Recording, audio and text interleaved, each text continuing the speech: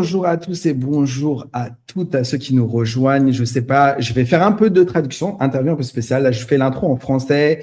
Notre interview d'aujourd'hui qui s'est prévue un peu au dernier moment avec Sterling qui va arriver d'ici quelques secondes à l'écran. Merci à tous ceux qui sont là. Merci à tous de suivre. Donc, interview qui va se faire en anglais. J'essaierai de faire un maximum de traduction. What's up to our fellas from the United States? If you are here to follow the interview of Sterling Sheffield, you are welcome over here. We will translate sometimes in French, but mostly it will be in English. So feel free to ask questions. En français, soyez libre de poser des questions. Je ferai la traduction. Si vous pouvez les poser en anglais, faites-le. Sterling, il voit le chat comme d'hab. C'est l'émission. Elle est à vous. N'hésitez pas à poser des questions. We will bring it up. The star of the interview, the former NFL player, CFL player. Please welcome my guy from Philadelphia, if I'm not wrong. He will be here. He's playing in Marseille. Welcome to Sterling Sheffield. Guys, what's up? What's up? What's up? What's up?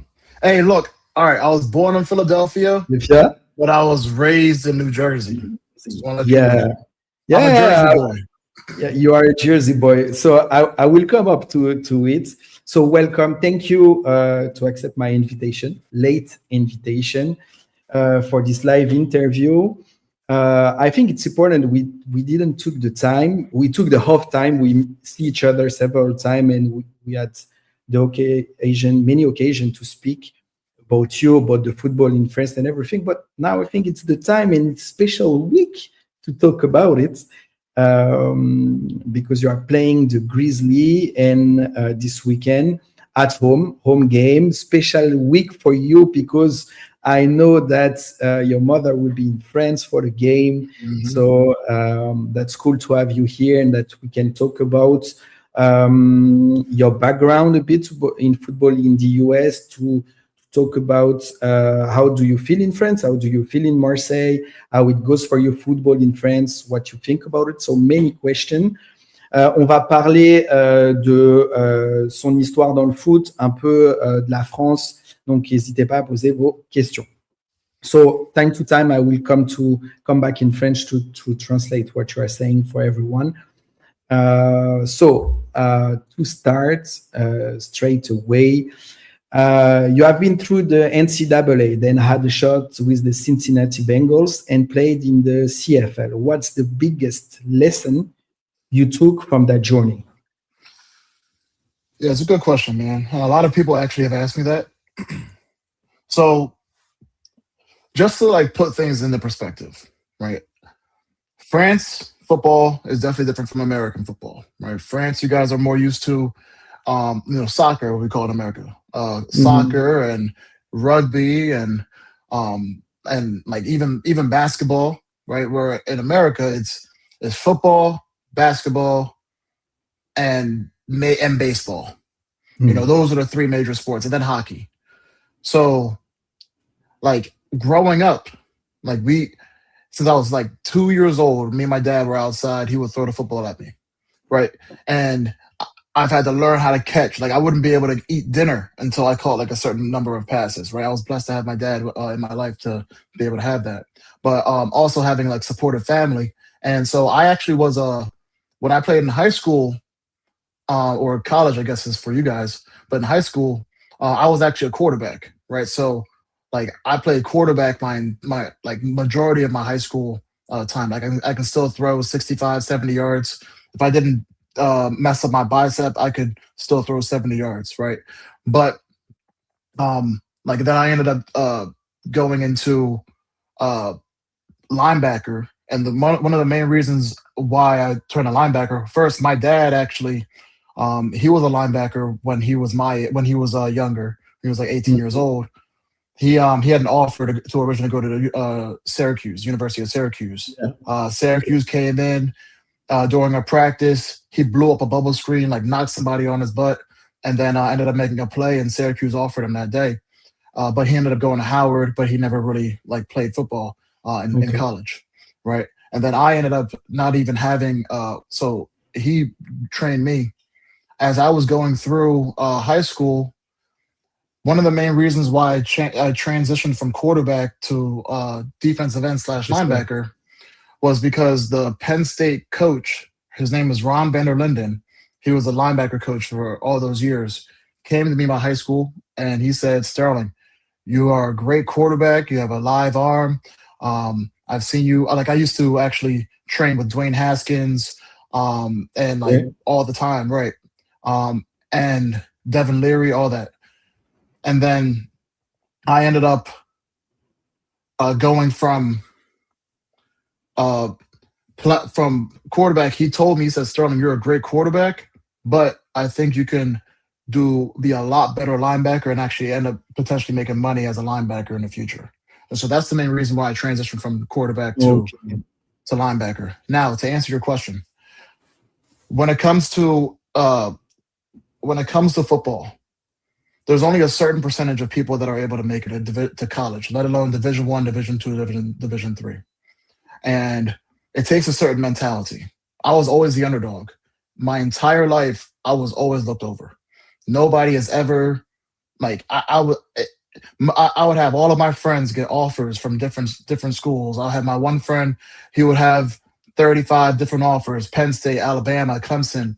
My other boy getting offers from all Division I, having different schools come and talk to me and saying that they wanted to have me as a quarterback, but liked me as a linebacker, but never offered me until University of Maine ended up offering me. And Coach Harasimiak, who's now the UMass head coach, ended up bringing me in. And I've learned throughout all of that is that in football, you're a number, but what you bring on a day-to-day basis, the stuff that you're doing, everything you're doing behind closed doors is what's going to help you become a better player, right? Nobody sees you doing 100 push-ups in the morning just to wake up. Yeah. Nobody sees you doing planks. Nobody sees you running sprints. This morning, I woke up at 6 o'clock in the morning, and I went to the track and I ran sprints, and I went to the gym right afterwards. Right? People don't see that stuff. People only see the result, and that's why a lot of the athletes, we have a tough time. We have a tough time being with other people like who don't share the same interests, because their hard work is different from our hard work. And so, like I said, throughout the entire time of me playing in college and ultimately becoming an All-American, which is a blessing. Mm-hmm. Me playing some time in the NFL, CFL, all of that wouldn't have happened if I didn't do the work behind there. And there's one thing that my neighbor, Mike Thompson, he told me when I was young. And he actually played basketball at Drexel University.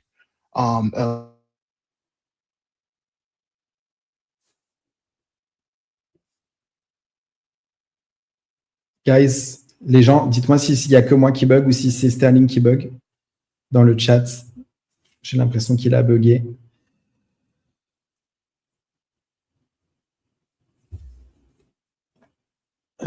Je vois plus son... Ouais, c'est lui. Ok, je vais lui envoyer un message. Ça va me permettre...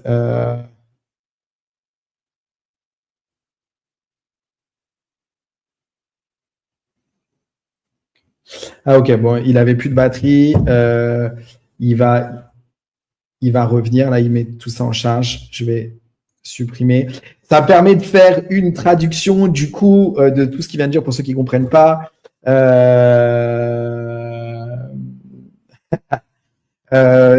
Il a joué un mordu de foot, exactement. Il a joué quarterback tout son lycée. Il a été démarché par des universités, différentes divisions pour jouer quarterback, mais il y a un coach de Penn State qui est venu le voir, coach linebacker, qui lui a dit, écoute, si tu vas avoir une chance et si tu veux pouvoir performer au plus haut niveau, il faut vraiment que tu passes linebacker, tu as le body type pour, tu peux le faire. Donc, ok, let's go, c'est ce qu'il a fait. Il a dû changer son entraînement. Welcome back, bro.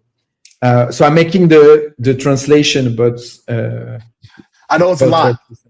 I know it's a lot. No, yeah, we lost. I don't know why I just lost power. But yeah, just to sum everything up. Mr. Mike Thompson, he told me because I would always be outside. I would play basketball all the time and throw the football. Like at 5 o'clock in the morning, whatever. He said, Sterling, no matter how much work you put in, there's always somebody that you cannot see that's putting in just as much work, if not more. So they might be in the same town as you, they might be in California, they might be in a place like France, but you're not competing against the people that you see, you're competing against the people that you don't see. Oh, that's true. So, pour vous traduire un peu ce qu'il a dit, donc en gros que j'en étais au fait qu'il est passé linebacker, DN edge rusher. Donc il a eu sa chance au niveau université, il a eu sa chance en NFL et en CFL. Et le plus important, ce qu'il souhaite qu'on retienne, c'est tout le travail qui a été fait en amont pour en arriver là où il est, et que c'est pareil pour la France. Genre, personne voit la difficulté d'être un athlète. C'est un sujet qui est beaucoup revenu sur beaucoup d'athlètes d'ailleurs en France, sur la difficulté d'être un athlète, et spécialement au football américain, vous le savez, pour ceux qui vont à la salle, pour ceux qui se lèvent tous les matins, pour ceux qui bossent tous les jours leurs conditions physiques, etc., etc. To come back about the NFL stuff and everything, many questions came out when the Blue Stars and Bav came out with your profile, and they put it on the social media to say that you are coming in France and coming in Blue Stars, at the Blue Stars. So my first question, and many people they were asking about it, it's why did you quit the NFL, and why did you quit the CFL? So that's a great question. So when it comes to the NFL, right, the one thing that people don't know is that every single day, your job is not guaranteed. So I'll give you an example. One of the things that a lot of the guys that I was around that we would do as soon as we would get into like the facility, we would go right to our locker room, right? Because you don't know whether you'll have a trash bag in front of your locker or not.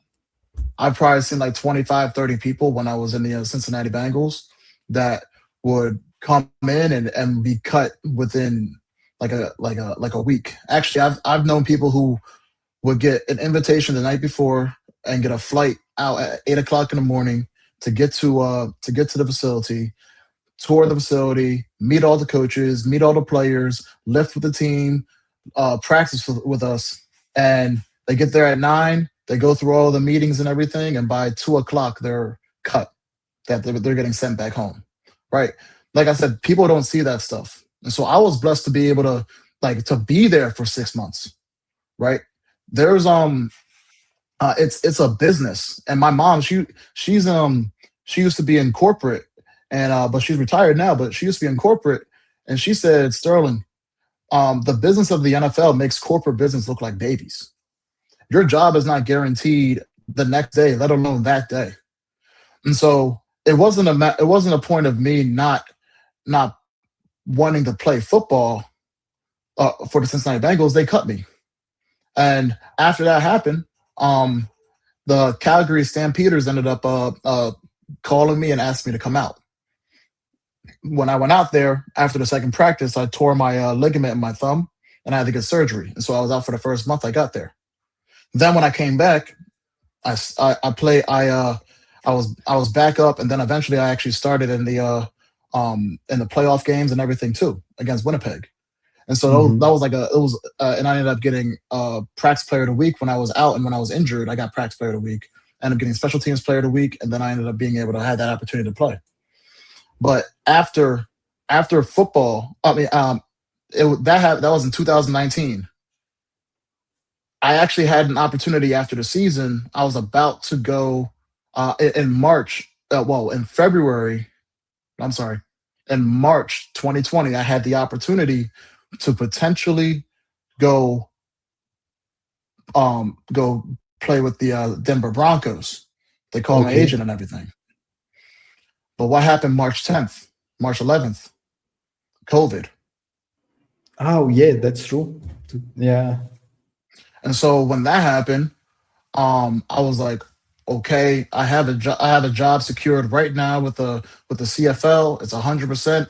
They want me. They loved everything about me. I was one of the better special teams players, and I also played a lot of time in defense as well. And so when that happened, I was like, okay, let me just stay with Calgary. But then what ended up happening in the CFL in 2020? They ended up not having a season. And Mm-hmm. so I didn't know the season was supposed to start in June. I didn't know until like the end of like almost towards the end of May that we didn't have a season. And so when that happened, I was like, wow, I don't want people to be able to dictate what I want to be able like how I want to live my life. And so the and so after that happened, that whole situation happened. I ended up getting a sales job, and then I ended up moving down to Florida and owning my own personal training business. But one of the people who played with me when I was in Calgary in the CFL was Snell Robo, Yeah. and Snell is one of the main reasons why I wanted to come over here to Marseille because he was one of my better friends, and I actually always wanted to like live in Europe, let alone France, but live in Europe, right? I Mm-hmm. wanted to live outside the country, and when I talked to Coach Bob and talked to Snell and being able to have somebody that I know that's already in the area, it just seemed like a perfect fit. So that's the main reason why I came over here to Marseille. Ok. Thank you for your answer. Donc, pour vous traduire, il était en NFL.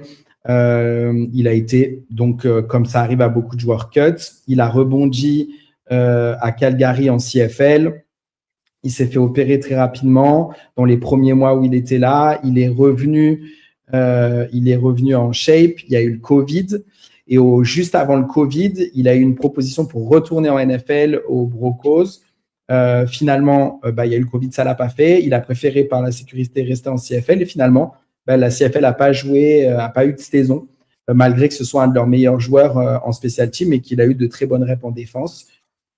Globalement. Et du coup, il a préféré arrêter, aller en Floride, avoir son propre business et en plus un business de préparateur physique et de coach. Donc voilà, il a arrêté. Et quand il était en CFL, il a connu Asnel Robbo, un Français qui a joué en CFL et qui, au moment où il a pris contact avec Asnel était au Blue Stars, coaché au Blue Stars dans le staff de Bavong.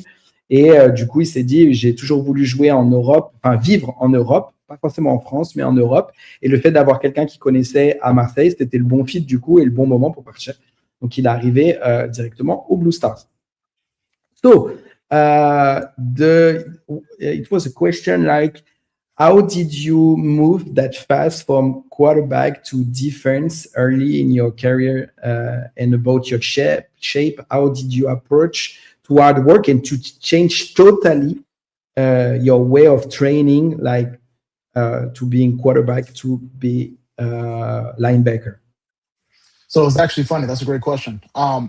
My sophomore year, I was quarterback and defensive tackle. Oh, whoa. Yeah. So I was quarterback and defensive tackle. Right before that season, my coach asked if I was able to play both. And I ended up, I don't know how many kilos it is, but I was like 185 pounds. But then my coach wanted me to gain 30 pounds, and so I ended up being 215. I don't know what that is in kilos, but I gained 30 pounds, and I ended up playing both sides and ended up being all conference in defensive tackle, and so that ended up being an easy transition for defensive tackle, defensive end, linebacker, and with one of the things that like helps me a lot with football, and I talked to the guys, like I talked to Connor Miller, I talked to like other offensive coordinators, like or even Nathan over at Grenoble. I usually know what's going on, obviously from watching film, understanding tendencies, but also I know the route concepts. I know the blocking schemes. I know the pass protections. I usually know all of that because of the amount of time that I played at quarterback. That's a question that came out, so I will translate what you said. En gros, Il jouait déjà defensive tackle à son année de sophomore au lycée. Donc, il faisait et quarterback et D-tackle. Donc, la seule chose qu'il y a eu à faire, c'est prendre un peu de poids et travailler autour de cette prise de masse pour être totalement compétitif au poste de linebacker et D-tackle. I will come back to the last question, not now, because I have a part about your mindset. So I keep up the question from Han. Who is Han, actually? That's my mom. That's my mom. So I keep the question from your mom, and we will talk about it just in few minutes. Coming from those experience, what part of your game today come directly from that time of the NFL and CFL, like the way you are playing in France, actually? So actually, I learned majority of my technique and everything in college, and it just comes from refining. So my defensive line coach, when I was in college, because I played linebacker, I played outside linebacker, and I played defensive end, especially on third down. I played defensive end. Mm-hmm. My defensive line coach, actually, I'll just tell you so when I went to University of Maine, our coaching staff was unbelievable. Our head coach was Coach Harasimiak. He used to be the Rutgers defensive coordinator. Now he's the head coach for the University of Massachusetts. Mm-hmm. My offensive coordinator was Liam Cohen, the current head coach for Jacksonville Jaguars. And my defensive coordinator, who taught me basically before I talk about the coordinator, Coach Kite, my position coach for my 3 years, sophomore, junior, senior. He taught me a lot about understanding tendencies, understanding like how important each step is, etc. He's a defensive coordinator for UMass, University of Massachusetts. My defensive coordinator, Coach Heatherman, Corey Heatherman, he's the defensive coordinator for University of Miami, and they just made it to the national championship game last week, earlier this year. 2 months. Yeah. And so a lot of the technique that I learned when it comes to reading, because a lot of people don't know when you're playing edge, when you're playing defensive end, there's certain things tendencies that you see. So, for example, if I'm coming off the edge, I already know from watching film, all right, is the left tackle or right tackle, like, how do they set? Are they a vertical or hard set? How do they shoot their hands? When do they shoot their hands? What step do they shoot their hands? Do they shoot their hands high? Do they shoot their hands low? The center? How does the center snap? Does the center bend his arm before he snaps? Does he? How is their stance? Is their stance? Do they have? Can you see the whites on their fingertips? The whites, yeah. You know, like all of how does he? You know, all of these things is what's going through my head and what I study and what I understand. So, because the best way to play full speed is being obnoxiously, obsessively prepared, right? And so my technique and those things that I learned when I was in college, and that's the reason why I was able to go ahead and become All-American and get to the part to where I was able to play in the NFL and the CFL because of the preparation that you take beforehand. Ok, so je vais traduire pour tout le monde. En gros, toute son expérience, elle vient pas de la NFL et de la CFL, elle vient vraiment du college. Il a eu beaucoup de coachs qui ont eu des grosses carrières, qui sont toujours en poste. Il y a un coach, head coach du côté de Jacksonville, à UMass et dans plein d'autres universités qui lui ont tout appris. Mais ce qui fait qu'aujourd'hui, ça lui a apporté beaucoup de choses, c'est sa préparation et il se prépare toujours de la même façon depuis le collège et même maintenant pour la France, dans tous les détails, il regarde en fait toute la gestuelle et qu'ont les O-line qu'il va affronter, que ce soit comment ils shootent, comment ils attaquent, que ce soit à la course, à la passe, où ils mettent leurs mains, que ce soit en haut, plus bas. Il regarde vraiment les détails jusqu'au centre, la façon où il snap, comment il met son bras, la façon où les mains sont positionnées des O-line pour pouvoir tout anticiper. Il étudie tout de A à Z. Il a utilisé le mot obsession. C'est vraiment il est méticuleux sur sa préparation et sur la façon où il étudie les films des équipes adverses. Et ça n'a pas bougé. C'est ce qu'il fait aujourd'hui. Et c'est ce qui fait qu'il est dominant en France, au-delà de son niveau, de sa shape, etc. So, great question. Your footwork has always been your strength. What's your focus now in developing your hands to match that level? Do you think that there is a difference between your footwork and your level of positioning your hand and working your hand technique? That is a great question. Yeah, I didn't see that question come up. That's an amazing question. Yeah, so I work on hands. Me and the defensive line, we work on our hands every single day, right? Because yes, footwork is important, right? Like I mean, I used to play wide receiver too, so like I know I know a lot about different footwork, but like the hands is like the most important thing. And so the one thing that like I know with you need to understand your strengths and you need to understand your weaknesses. I'm not saying my weaknesses on here, but I will say my strengths, right? Obviously my mental, but like my arms are like I can touch my knees standing up. So I have long arms, right? And so like usually I already know my arms are usually longer than basically almost every lineman that I go up against every single day. So I understand that's my strength. My speed is also my strength, right? But if you are comfortable with your hands, to go back to that question, if you're comfortable with your hands and understanding how to synchronize your hands and your feet together, you have basically an unlimited bag, right? And so like my game plan, I have my own, the team has their game plan, but I have my own game plan about how I go against every single tackle every single week, right? I look at their weaknesses and I figure out, okay, how can I be able to translate those weaknesses into where I can take advantage of my strengths?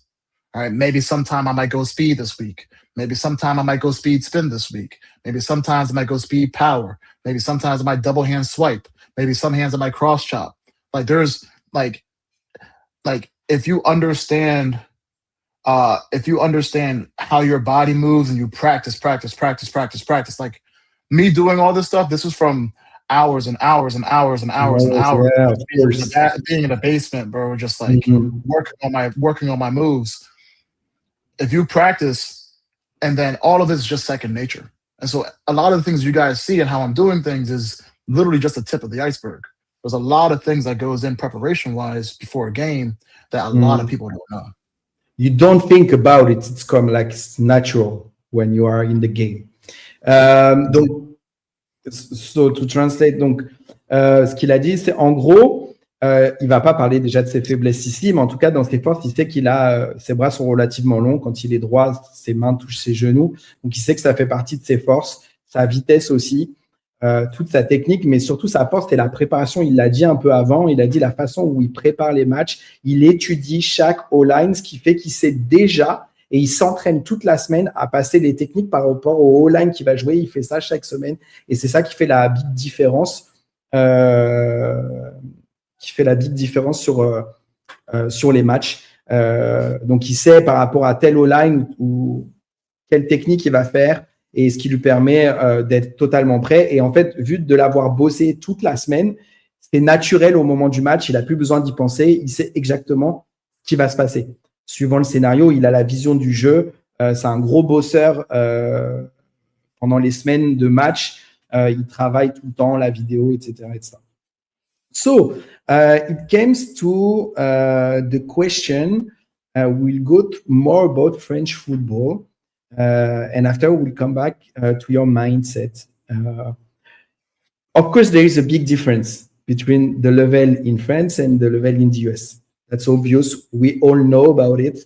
We don't have to talk about it. But I want really to make a point that people will understand that doesn't mean that the level is different, that people are like bad or stuff like this. But what's the big difference between quarterback in the US and in the French league? because you don't have big whole line like in college or NFL or CFL or these kind of things.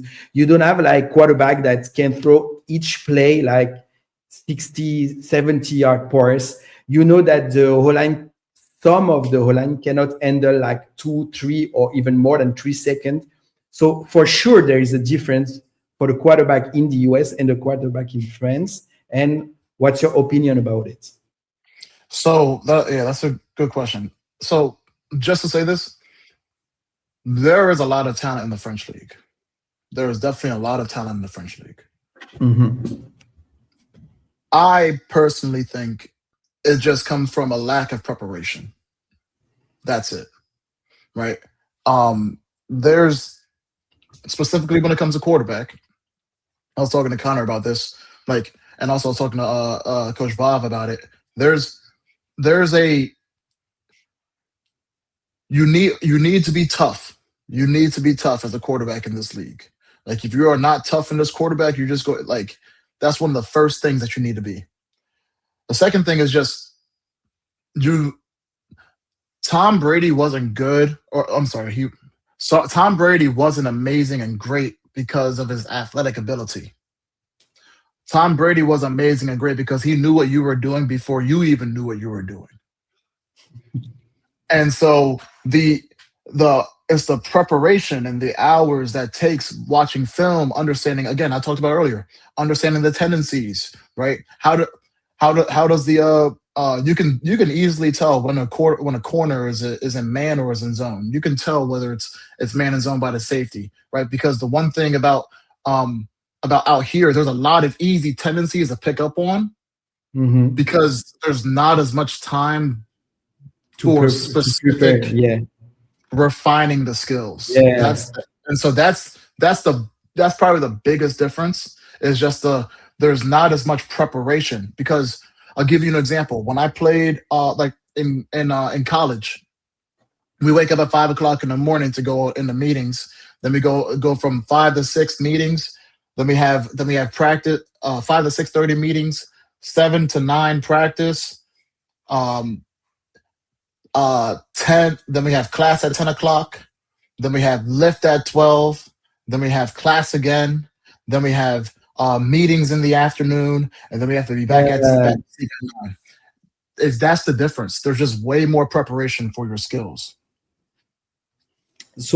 Donc pour vous traduire, je vais demander quelle est la différence, la grosse différence entre le niveau des quarterbacks aux États-Unis et en France. Et il a répondu au global, au niveau du foot entre les États-Unis et la France. Et il dit qu'il y a énormément de talent en France, peu importe les positions, mais il y a énormément de talent. Et le seul désavantage qu'il y a, et le problème, c'est le manque de préparation. Aujourd'hui, il est très facile en France pour un Américain, et avec le passif et le niveau de Sterling, c'est que il est très facile de lire les défenses et très facile de savoir ce que l'offense va jouer, parce qu'il y a un manque de préparation semaine après semaine. En gros, tu n'as pas le temps, ce n'est pas des joueurs qui sont habitués à s'entraîner tous les jours, à avoir des meetings tous les jours, de la vidéo tous les jours, etc. etc. Ce qui fait que tu ne peux pas tout rechanger de semaine après semaine. Tu ne peux pas un peu plus travailler. C'est vraiment très compliqué d'avoir ce temps, vu que la majorité des équipes s'entraînent 2 fois par semaine. Donc, c'est vrai que c'est compliqué de pouvoir développer encore plus ça. Et il dit que donc, la différence et la difficulté du football en France, c'est les équipes qui ont moins le temps de se préparer et d'accorder du temps au foot, au visionnage de vidéos, etc. etc. We talk about France. We talk about the difference that you see in France, in the French league, in French football. You tell us how you came from the US to Marseille by your friends Asnel. The point is, before you came, we come to the hot take, like we said. Before you came, the Blue Stars announced that you will be playing for them, and many questions came out and many trash talk. And to be straight with you, it's the first year that there is so many trash talking in this league. Like before was like few players or few teams that were making these funny jokes and stuff like this. This season, there is a big point about trash talking. I don't know if you follow some some few things happen in the north, like Flash against Smolos, many trouble about trash talking and these kind of things. And you had some too. You didn't do it, but some did it and start to talk about like, okay, guys, it's because he's American. We don't know what he did in the NFL, what he's been doing in CFL. Like you come up like he's a big player. He stopped playing a long time ago. We don't know if he is in shape. And this kind of question. Some go more open, more like inside of trash talking, like the phrase is like in France, it's t'es mon petit, c'est mon petit. Like you are my kid. This kind of phrases. What you think about all these things about you, like before you arrived in France? Like, how do you feel about it? Like, it can be strange, even if you are used about it. Like, it can be strange. You come in one country where American French football is not that famous, actually. Like, people don't know anything about you. They don't know you personally.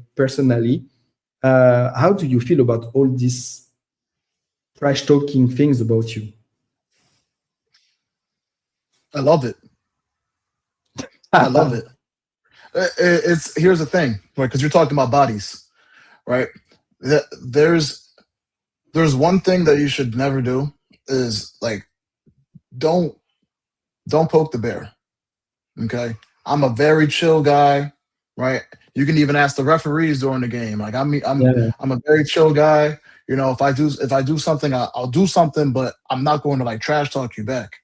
I usually just let my play handle that talking. And the cool thing is, though, is that me being in Marseille, the guys that I'm with are a bunch of cockroaches. Les cafards. They're cafards. and so the best thing that I know about, especially coming up this week, right? My mom's going to be in town. I'm so excited. This is her first time actually going into Europe. And so being able to spend time, she's able to see the architecture, etc. It's an amazing weekend. It's great. But the best part, other than my mom coming, the best part about this week and this weekend is that I know no matter what, my cockroaches will be right by my side. Okay? On defense, we're going to scatter around, right? They're going to scatter. Everybody except for Jamal the dog. But all the other guys are going to scatter around, right? Right? And so that means like I actually grew like a not just a friendship with these guys, like I consider these guys family, right? And so like understanding and knowing that my guys, my brothers have my back and understand they know the talk. They know the talk. They know everything that's going on. They know. They send me stuff too. They know. But like knowing that I have brothers that are going to work their butt off to try to make sure that I'm to not only just help me but help the team, I'm so happy. And Bob, you're gonna love this, Bob. Okay. Hey, hold up. Only for this week alone, Bob, I will be Emperor Cockroach.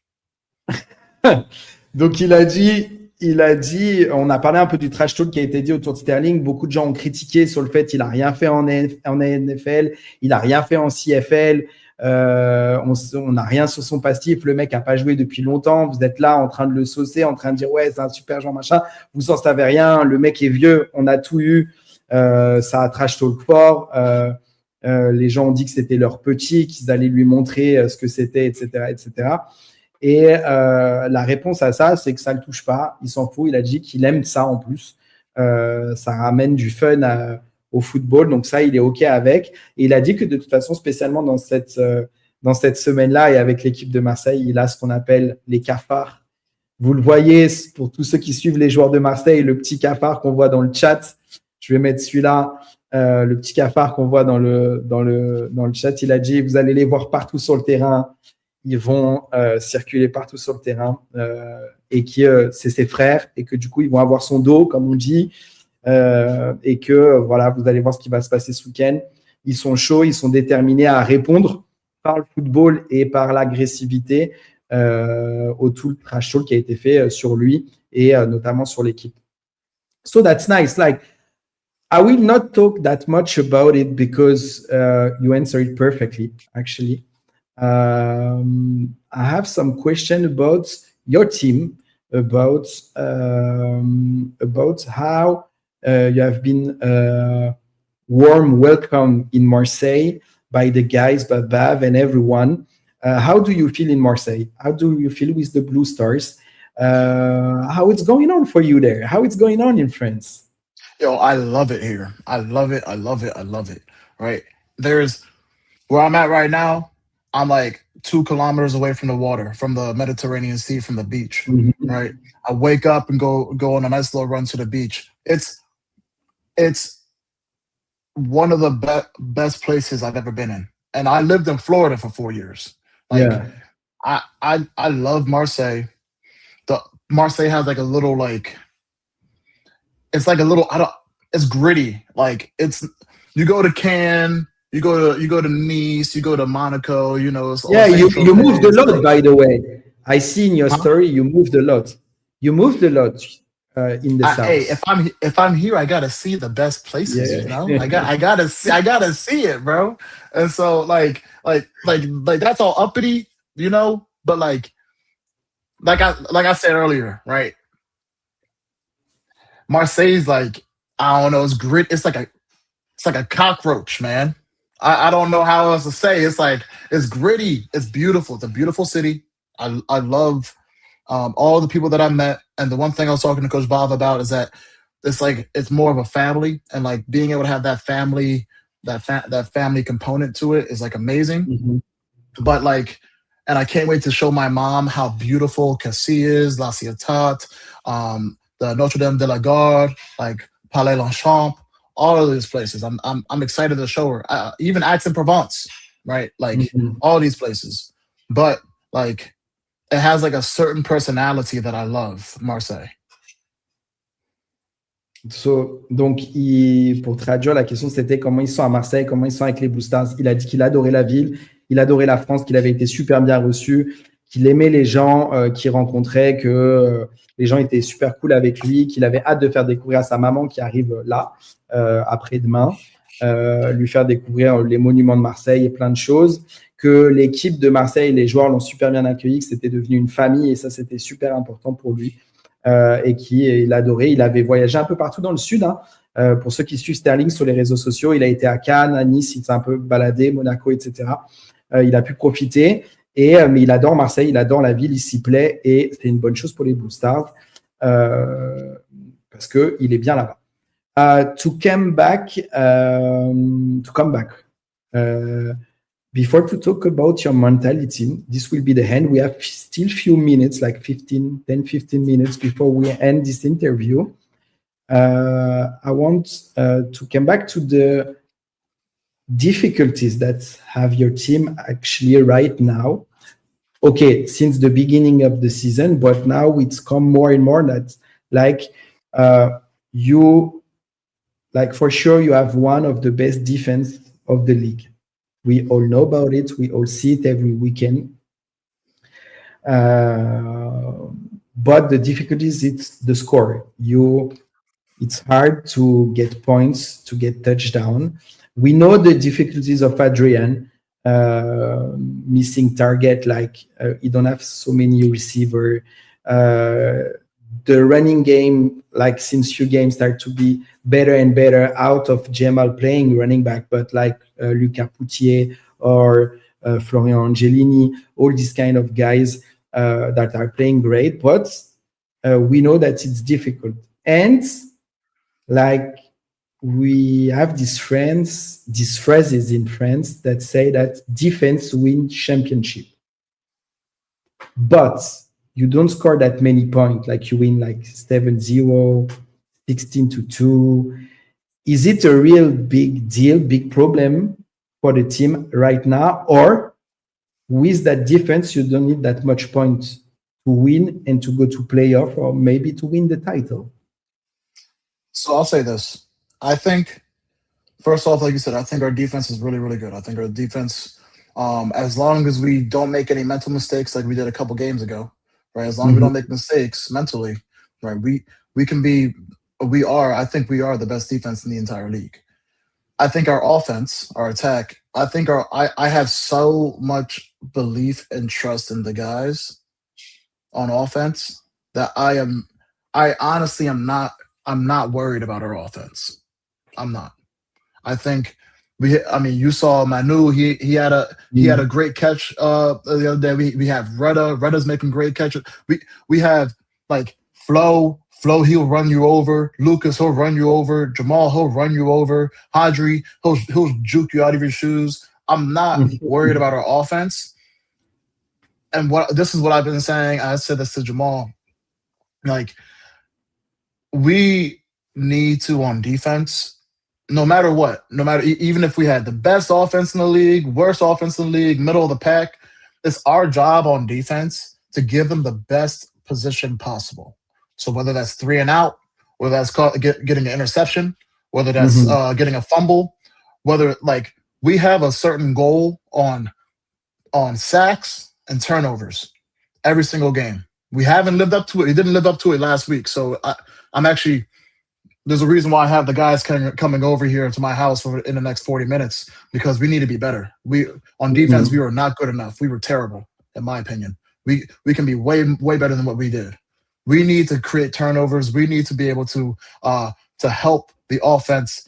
And so, because offense is all about rhythm. It's all about rhythm. If you don't get into that rhythm and you don't get you can get into the rhythm and you can get out of the rhythm really fast. And so that's why it's up to us on defense to help them get more rhythm by getting an interception and being on the 20-yard line. Now they're in the red zone already. They're already on the 20-yard line, 10-yard line, on the goal line, right? So they can start building momentum and building that rhythm. So I'm not worried about our offense. I think our offense is going to be really good. I think our offense, we put up 40 points a couple games ago. We've shown that we can put points on the board. It comes down to just us on defense being able to help the offense. We need to do more on defense. No ifs, ands, or buts. We need to do more on defense. And we can also score on defense too. So yeah, of course. We can be way better than what we are. But that all comes down to 40 minutes when we go over film and everything. And it also comes down to practice on Tuesday and the rest of the week, the mentality that we have. Alors, la question c'était, on sait qu'ils ont une des meilleures défenses du championnat, qu'aujourd'hui leur difficulté c'est l'offense. Qu'est-ce qu'il en pensait de l'offense des Boosters? Est-ce que c'était vraiment compliqué? Est-ce que c'était vraiment une difficulté? Est-ce que c'était un point? Il a dit que non, il avait entièrement confiance en son offense, qu'ils avaient besoin de temps et de tempo et de répéter. Et c'est surtout le plus important pour lui, c'était que la défense fasse encore mieux et encore plus pour donner rendre la balle à l'offense dans de meilleures conditions, que ce soit sur le field, positionnement sur le field, etc.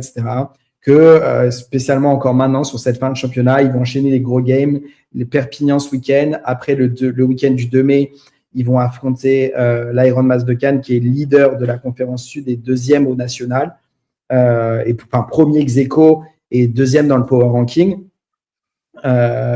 Et que la défense devait faire encore mieux et encore mieux et encore mieux pour avantager son offense, mais qu'il avait entièrement confiance en Adrien et toute l'offense et tous les gars de l'offense, et qu'ils ont prouvé qu'ils avaient déjà mis 40 points au tableau, donc que c'était faisable et que la défense allait faire encore mieux et encore mieux et encore mieux. Let's talk about your mindset. After we'll go back, few questions about the French league and about Europe. And we will end off. We can go over time. You're good. Okay. The guys won't be coming for another 40 more minutes. So we have more than enough time. And if anything, Jamal will handle them. So we're good. Okay, perfect. So let's go about the mindset. I will talk the question about your mom. that your mom said in the chat. How did Kobe Bryant shape your mindset? Like, for people that don't know you yet, like, that question that comes from your mom comes from someone that know you perfectly. What is it about Kobe Bryant and you?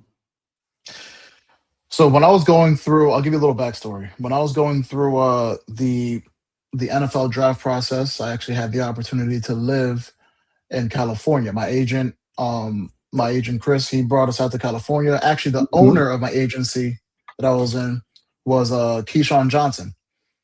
Okay. And so Keyshawn, he put us out in Los Angeles, in Thousand Oaks, and we trained at this. I trained with a lot of the guys, right?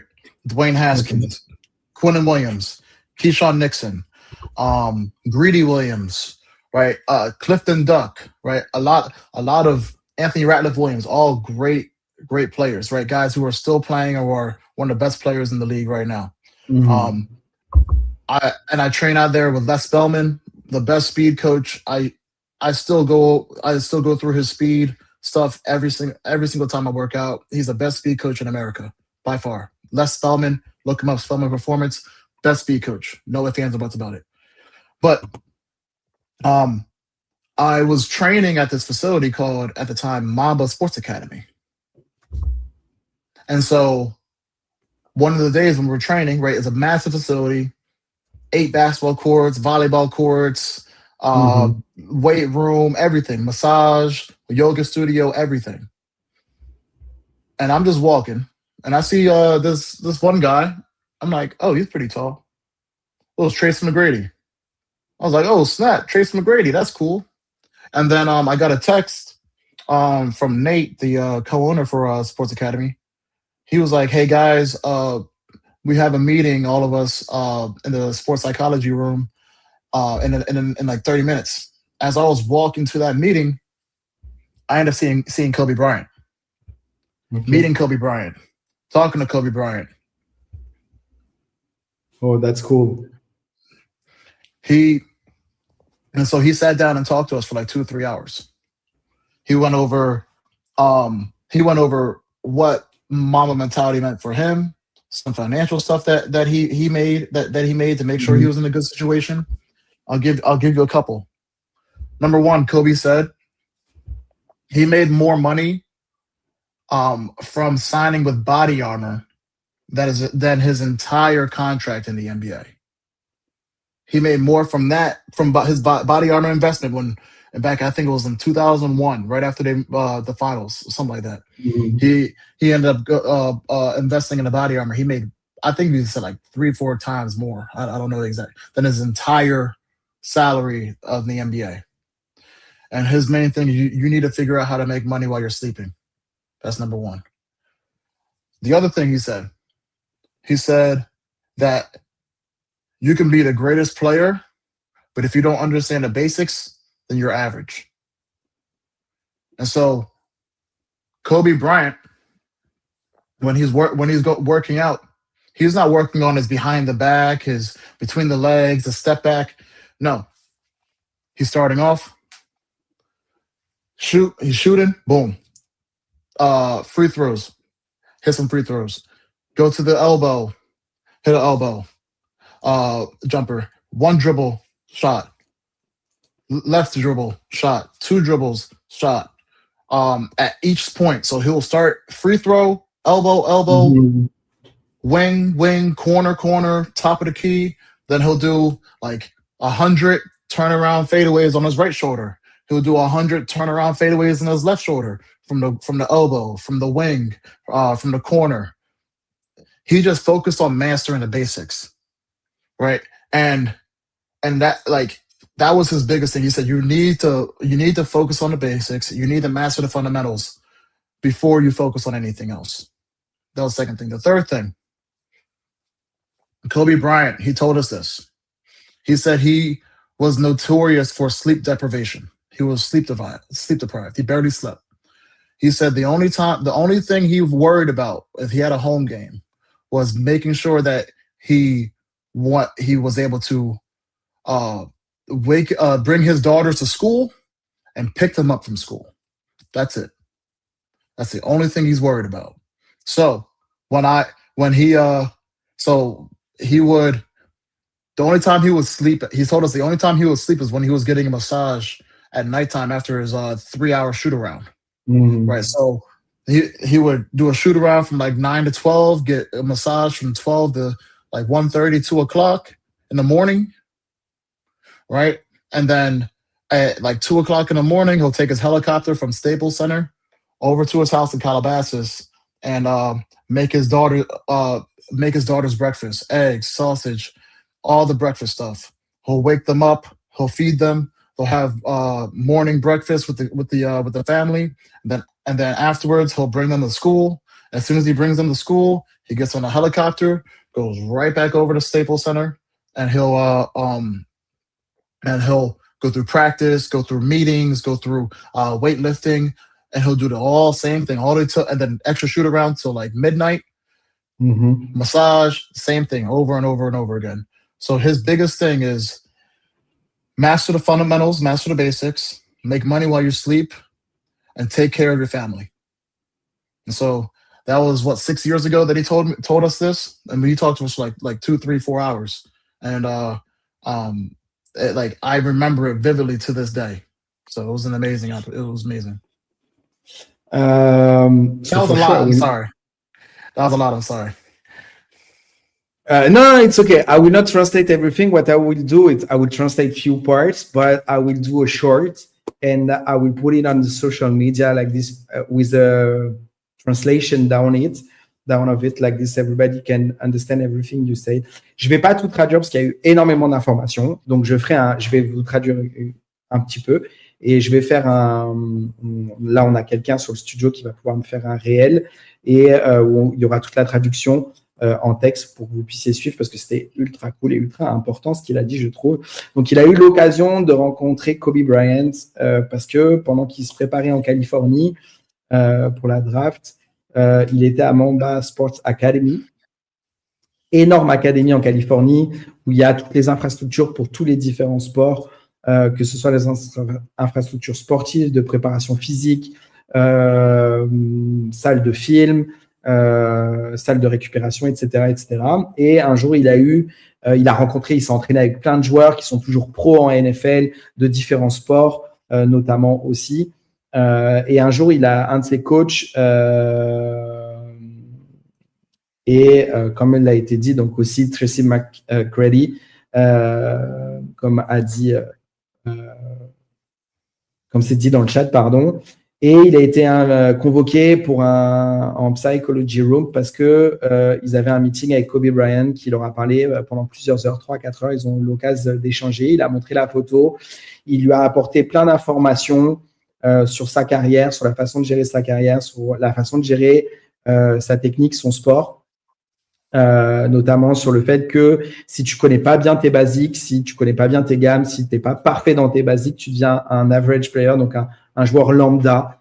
Donc, ça sert à rien de faire beaucoup de choses si tu maîtrises pas la base de ton sport, la base de ta position. Donc, globalement, il a parlé de ça. Il a parlé de la façon de voir les choses de Kobe Bryant, de comment il gérait ses journées et sa vie d'athlète pro. Sur la partie financière, sur la partie famille qui était extrêmement importante par rapport à ses filles, etc. Donc, vous allez pouvoir profiter de ce réel qui va être traduit après l'interview. On va le poster dans la soirée ou d'ici demain midi. Donc, voilà.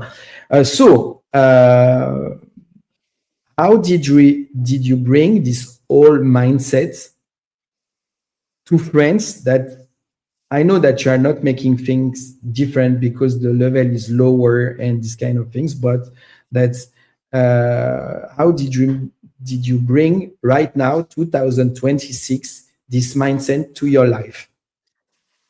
It's a good question. So, being here in Marseille, I mean, one of the things is that my job is to be able to carry over the things that I have learned in my experiences.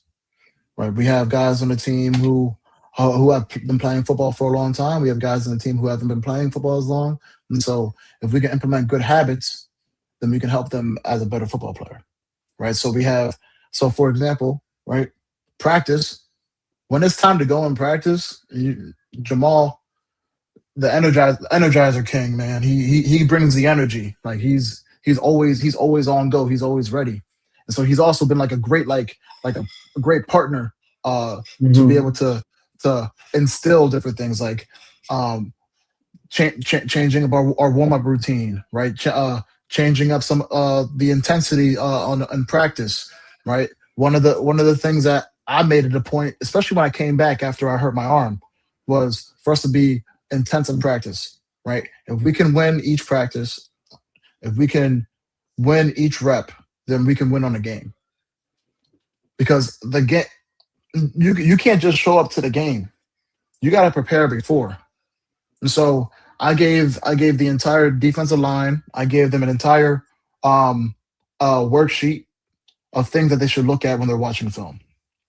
Right, I saw there was one thing earlier asking about like what your aiming point with your eyes. Are you seeing the tackle's near hip, his outside shoulder, something like so? That's some of the things that I taught him. So, for example, just to answer the question, when you rush, okay, and Coach Heatherman actually taught me this. You're reading. So, like when you're as an edge rusher, you need to be the hammer, and you got to be able to understand how to counter.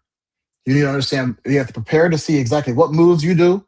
You want to do that, like after watching film, and then you have to be able to you prepare. But you have to be the hammer, and you have to understand how to counter. Understand what your curveball is, what your fastball is in baseball.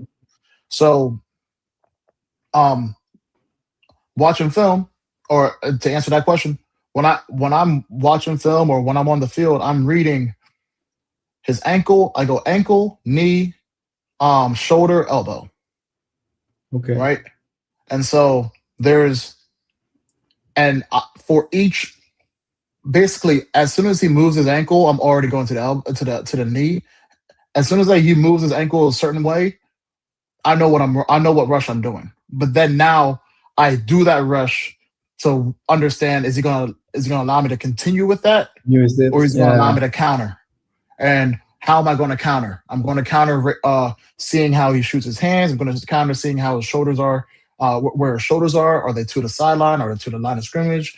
How does he have high hands, medium hands, low hands, right? Is he a wide puncher? He's a narrow puncher, right? And like you can even ask our offensive linemen. Like I tell Thomas, I tell Comble, I see you many times, by the way. Sorry, I see you many times. When I came in Marseille, I see you many times talking with the O-line and trying to help them and to look the right way to perform and to be better. I see you also doing it with the defensive linemen also, so that's great. Yeah, thanks, man. I appreciate it. No, but like you have to answer your question. Like that's my job to be able to bring to an organization like Marseille, right? Be able to take the stuff that I've learned and be able to help move Marseille one step forward. The Blue Stars one step forward every single day. Donc, comme il a dit, aujourd'hui, tout ce qu'il a appris, toute sa technique, toute sa mentalité au sujet du football américain, il la transmet à l'équipe de Marseille. Comme il a dit, quand il démarre son action, quand le play démarre, il regarde les chevilles, genoux, hanches, l'épaule, le bras, il regarde la décomposition du mouvement du O-line pour savoir ce qu'il va faire. Une fois qu'il a analysé ça, il passe au step suivant, ce qui lui permet de savoir si il va passer à l'intérieur ou à l'extérieur, si le O-line s'apprête à l'intérieur ou à l'extérieur. Donc ça, c'est ce qui il bosse toujours ça, il l'applique toujours en France et en plus il l'apprend. Il a fait un call sheet, donc il a fait toute une liste à tous les D-line sur qu'est-ce qu'ils doivent regarder sur les vidéos, quand ils bossent les vidéos, qu'est-ce qu'il est important, où poser ses yeux, quoi analyser. Il leur a appris tout ça. Il leur apprend tout ça. Et sa dernière phrase est importante. C'est, comme je lui ai dit, je l'ai vu quand je suis venu à Marseille. Je l'ai vu apprendre, à aider à être meilleur, les O-line, les D-line, etc. Et c'est ça, son but aujourd'hui, c'est toute son expérience de la ramener et de la porter au Blue Stars. Ça fait partie de ses rôles et de ses missions. Aujourd'hui, au-delà d'être le joueur qu'il est au Blue Stars, c'est aussi de coacher et de rendre meilleurs les joueurs de son équipe. Has the level in France surprised you in any way? Well, first off, before I even answer that, I was thinking one thing. This area of the country, and I just learned this, you guys have no natural disasters. You have no earthquakes. Well, you have earthquakes in like Italy, some places, but like here specifically, you don't have that many earthquakes. You don't have hurricanes. I lived in Florida for 4 years. I had 2 hurricanes in 2 weeks, right? So you don't have no tornadoes out here. Right, you barely have any thunderstorm. You have all sun. Like I'm just looking outside. Like I love it out here. We had some fire shit. We had some big fire shit. But yeah, not natural stuff. California has mudslides, fire, earthquakes. You know, so droughts, water droughts. Mm-hmm. Actually, we didn't even have, when I was in Florida, we didn't have you can't have a basement. So there was no tunnels. Everything was on top, was above land. Yeah. Yeah, so it's different. But that's just a side note. To answer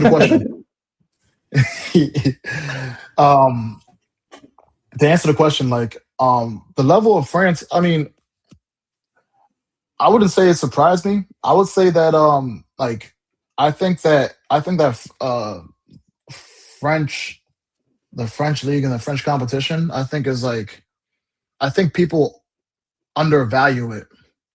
People typically just go straight to EFA, ELF. Yeah. But like I think, like, for example, Shadi, our safety, I think he's still leading or tied for leading in the league in interceptions. 6'4". Nah. Well, he should have had a Shadi. I'm on you, bro. He should have had an interception last game, but he dropped it on his hands. I'm on you. I don't have the last count because it's from the previous week, but he was at 3 interceptions actually. Yeah. So he's like, if we look at just my team, or not my team, our team, just Marseille, just our team. Shadi, he's 6'4", right? All he needs is a weight room, and he's here. That's it, and that's it. Like he has incredible ball skills, right? He's good with understanding. He's tall. He's lanky, right? Pierre Nana, another great safety, right? We Lucas Borak. Hard hitter. He almost decapitated somebody this past game. And then if you look at the sack leaderboard, I think we have 4 guys who are in top of the league in sacks. Like there's a lot of there's a lot of great athletes that are here, but like I said, I do think that they get undervalued because French is not like. French American football is not the same as French rugby or French football. That's the only thing. Okay. I understand. And to pick it at one more thing, Shadi, for example, if he went through a Division I college weight room, he would be one of the best players in all of Europe.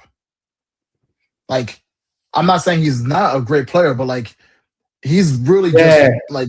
He's like 4 months in the gym, 4 or 5 months in the gym, like heavy lifting, away from being like one of the best players in Europe. Alors, il a dit que c'était pas tant qu'il a été impressionné ou pas. Il a dit forcément le football en France était différent, mais que les gens sous-estiment le niveau du football français et que la seule chose qui manque à beaucoup de joueurs, et il a surtout parlé des joueurs de son équipe, il y a énormément de talent, mais il a marqué le point sur Shadi, c'est que Shadi, par exemple, il a la taille qu'il faut, il a juste besoin d'une plus grosse préparation physique, d'aller plus à la salle pour développer sa masse musculaire pour devenir un des meilleurs joueurs d'Europe. Déjà qu'il a des talents incroyables en termes de technique, et c'est ce que Sterling dit, hein, que en fait c'est ça, beaucoup ont besoin de plus de préparation, que ils doivent mettre plus de temps dans le football pour ceux qui veulent performer à un plus haut niveau dans l'ensemble. C'est ce qu'il voit, parce qu'il dit que techniquement il y a énormément de joueurs qui ont du talent dans son équipe. Et en France, ce qui manque, c'est plus le temps consacré à la préparation, que ce soit au film et à la salle pour s'entraîner. So the next question will be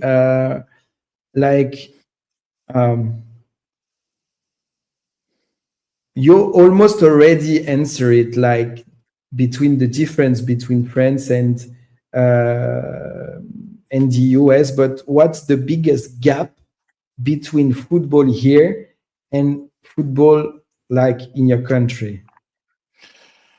Out of the preparation, the time that you give for football. I mean, I started playing like real football at 5 years old. I think that's the difference. Instead of people starting at 5 years old, they start at 15, right? Mm-hmm. And so, like, my first year when I played football, Mom, Dad's probably gonna be mad at me. My first time playing football, my first year, my 40-yard dash was like a 15 seconds. I didn't even make it to the 40 yards. Like, obviously I'm 5 years old, but I had 2 left feet. Like, I had 2 left feet. Like, I couldn't run, I couldn't catch, I couldn't move. Well, I could catch because my dad made me catch, but I couldn't move, right? My dad took me the whole summer, wake up at 6 o'clock, 7 o'clock in the morning.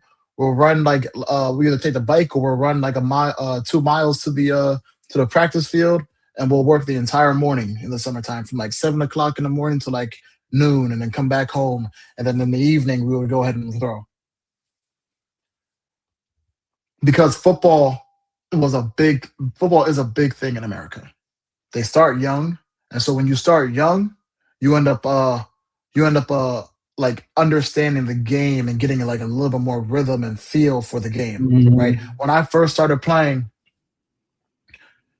some of the coaches called me Jerry's kid, which is like geriatric kid, like a kid who is like I had 2 left feet, like a mentally disabled kid. That's basically what they called me. That's how bad of an athlete I was when I first started playing, you know? Yeah, I understand. But that's the difference, right? The biggest gap is we just start earlier in America because it's more known. That's it.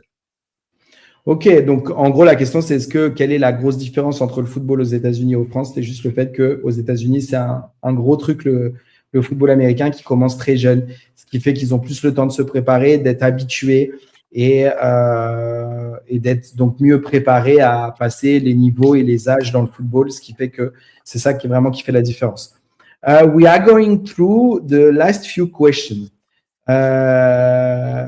I'm going to speak more about the game of this weekend against Perpignan. Like some picky question. Feel free to answer or to pass, or just the silence. You don't have to answer. Okay, I will understand by your face and your no talking emotion to know if you will answer or not. This weekend against Perpignan, is it personal or just business? It's business as usual. Last time we played Perpignan, we should have beat them. No ifs, ands, or buts about it. We should have beat them, right? And the last time that we saw them, they had fireworks going off when we were trying to leave Perpignan. So I guess you can say it's definitely professional, because I like to handle things professional. But just to be a little cheeky, it is definitely personal. So yeah. So I mean, hey, it is what it is, right? they have fireworks going. We couldn't even hear our coach, right? But at the end of the day, like we are a lot better team. We are a lot more organized, and we have matured every single week since the last time we played Perpignan. So we're more than ready. Ok. Je lui ai demandé, donc on revient plus sur le match de ce week-end, je lui ai demandé si ce week-end c'était plus personnel ou juste le foot, le business comme d'hab. Il a dit c'est le foot, c'est le business, mais ça reste quand même un peu personnel parce que quand ils ont fini le match à Perpignan et que du coup Perpignan a gagné, ils ont fait des feux d'artifice, etc., etc. Et du coup, ils pouvaient même pas entendre le coach et le coach parlait à la fin du game et tout. Et avec toute l'histoire qu'il y a eu depuis son arrivée en France. C'était le sport, c'est le foot, mais il y a un peu de personnel. Second question about this game, and it's more about you. Is it you against him or him against the entire defense? It's him against all the cockroaches. and one dog. The cockroaches and one dog. Hey, real quick. And I want to make sure he gets his props. So, first game against X, towards the end of the game, I ended up having a partial tear in my my bicep tendon. That's the reason why I was out. Mm-hmm. It was a 6 to 9 week recovery. Yeah. Okay.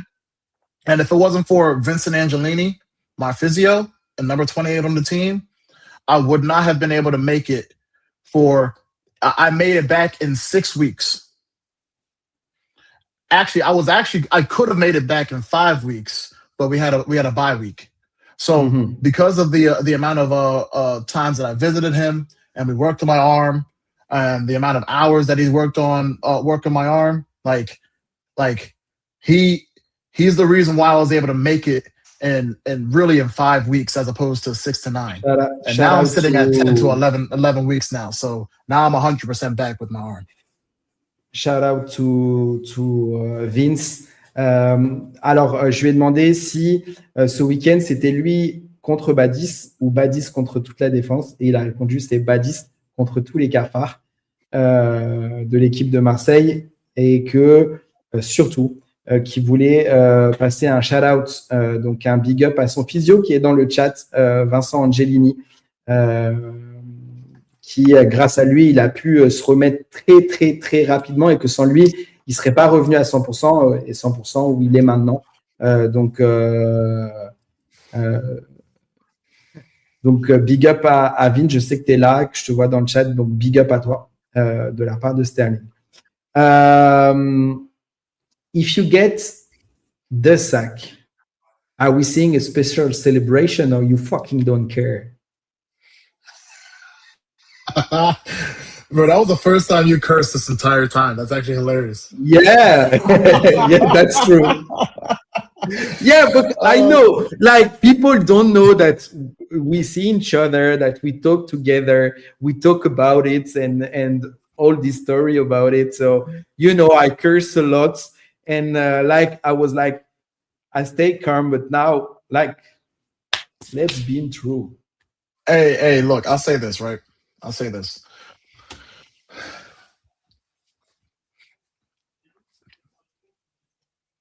I already have a good idea about what the game plan is going to be. I told Bob this earlier. Like, we have everything prepared on our side, right? Mm-hmm. So, we know what they're going to come out in. We know their tendencies. We know what they're going to try to do. Even if they go off of their tendencies, sooner or later they're going to go right back to it, right? So, unless they just come out in a random off, we know what they're going to do. Okay. Now, we have the number 2 sack leader in the conference. Last time I checked, we have the number 3 with Irwan. Number 4, I think, or 5 with you have one is Chemsedin El Kemri from the Iron Man. Second is you. Yeah. Third, shout out to Chems. Yeah, he was on the chat earlier. You have Erwan number 3. You have Leo from the Black Panthers number 4. 5, Gabriel from the Iron Mask. 6, Lucas Fotnil from the Iron Mask, 7, Gabriel Silva from the Blue Stars, and we go through number 10, Mamadou Sidibe. Mams, big up to you, Mams, even if you are. Yeah, I know. Hey, he's the prince of cockroaches. Actually, he's the OG cockroach. All right, so he's the original cockroach. Okay, but that really just answers my question, right? I trust so much in the defensive line and the linebackers and our front seven that you can do whatever you want to do with me. I just know I have Erwan, and I have Gab, I have Cyprian, I have Romeo, everybody. I have all these guys who will be able to have my back and who can make a play. So if you want to double team me, triple team me, we still have 3-4 guys in the top 10. Yeah, I know. So when I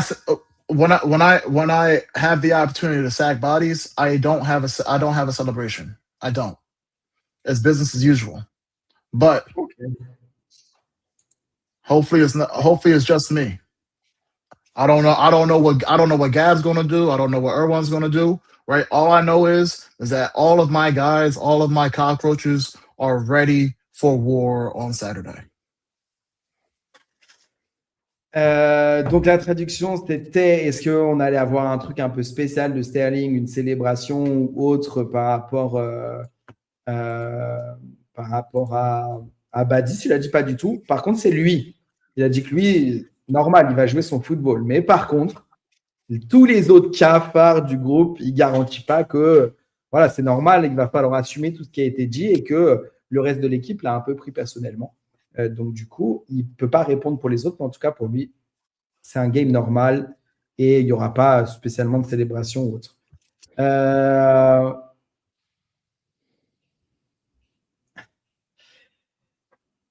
I have last question to get out of this interview and about the trash talking stuff. Earlier in the chat was a question like, what's your plan for the future in Marseille? In Europe, did you had some offer? Did you had some connection? Maybe you want to build something in the south in Marseille. Did you had some offer from French team for the next season? What's going on for you for the future? So, just to answer, I don't have any other offers from any other teams. I just want to let you know. But I have, like I said earlier, I have a family here in Marseille. And so I'm excited to play the rest of the season and make it to the championship with my guys, my dog and my cockroaches, right? I'm excited for that.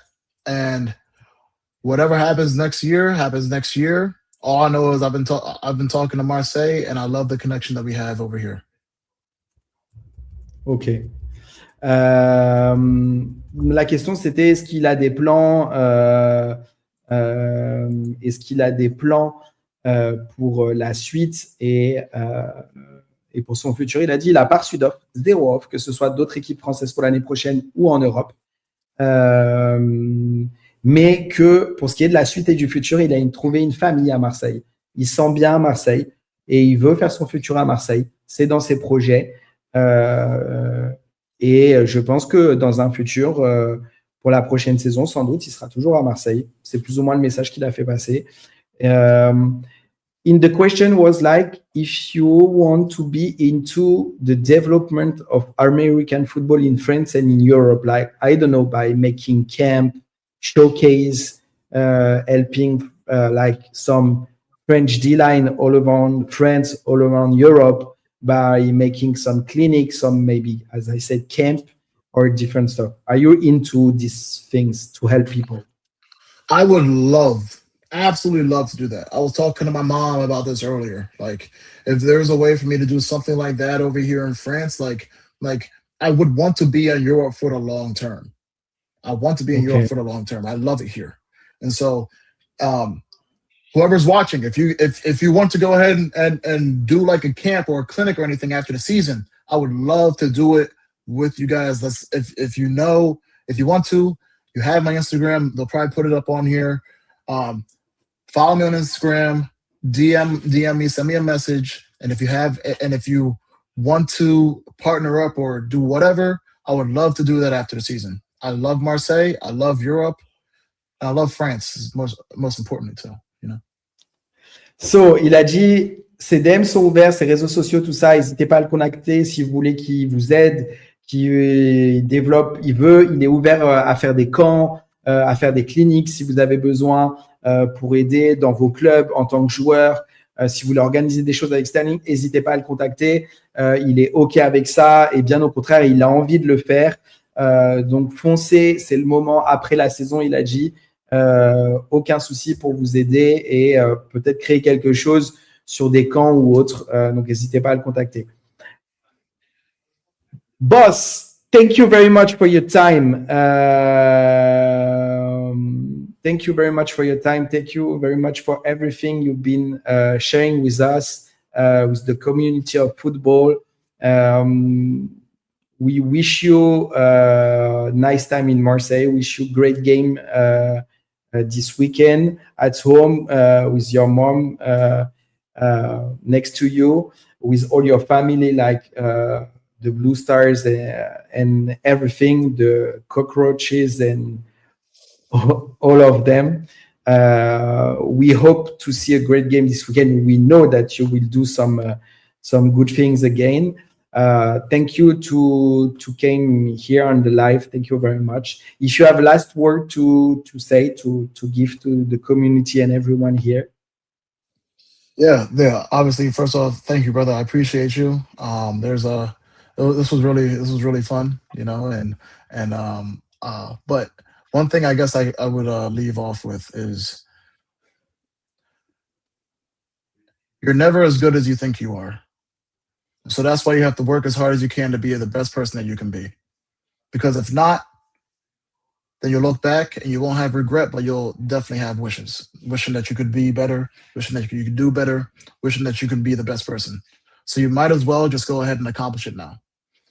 There's always somebody who you're going to be competing against. There's always going to be somebody who's going to be better than you. There's always going to be somebody who's faster than you. There's always going to be somebody who's stronger than you. There's always going to be somebody who's smarter than you. But just because they are there doesn't mean you can't get there. I was under recruited. I didn't have any offers to go play football. I didn't even know if I was going to go to college, right? Because I didn't have the grades. I didn't have the any offers. I thought I was just going to go community college and be done. But because of my trust in God, my trust in my family, and the help from my family, and the belief in myself, I'm able to talk to you guys today. So never give up, but always know you're always in competition. And as soon as you think that you're not competing and you become complacent, that's when you lose. Petite phrase de fin, il a dit, n'abandonnez jamais, croyez en vos rêves. C'est pas parce que vous êtes dans des difficultés qu'il faut abandonner. Il y aura forcément toujours quelqu'un meilleur que vous, plus rapide, plus fort, mais lâchez rien, ça veut pas dire que vous pouvez pas arriver à leur niveau, même plus haut que eux. N'ayez pas de regrets, regardez pas derrière vous en ayant des regrets, lâchez jamais rien, donnez-vous à fond dans vos entraînements, donnez tout et n'ayez surtout pas de regrets. Faites ce que vous avez envie et donnez-vous à fond dedans pour jamais regretter. Thank you, Sterling. Have fun with the guys tonight. Have fun this week with your mom. Enjoy Marseille with her. Enjoy the game this weekend. We will see you soon anyway. Thank you again for your time. And thank you, the community. Merci beaucoup à tous ceux qui étaient là. On mettra le replay. On va faire plein de shorts de l'interview de Sterling. Donc voilà, et encore une fois, n'hésitez pas à le contacter. I will link you up the social media of Sterling on the replay and everything. Je vais vous mettre l'Instagram de Sterling pour que vous puissiez lui poser des questions. Guys, thank you very much. Bye bye. See you soon. Don't forget Wednesday night, 9 o'clock, the live talking about the last week and the next week. N'oubliez pas, 21h mercredi soir, l'After Foot US, Télé Foot US, on se retrouve ici avec toute l'équipe pour parler de la dernière week et de la prochaine semaine. Thank you, Sterling, guys. Bye bye. Peace.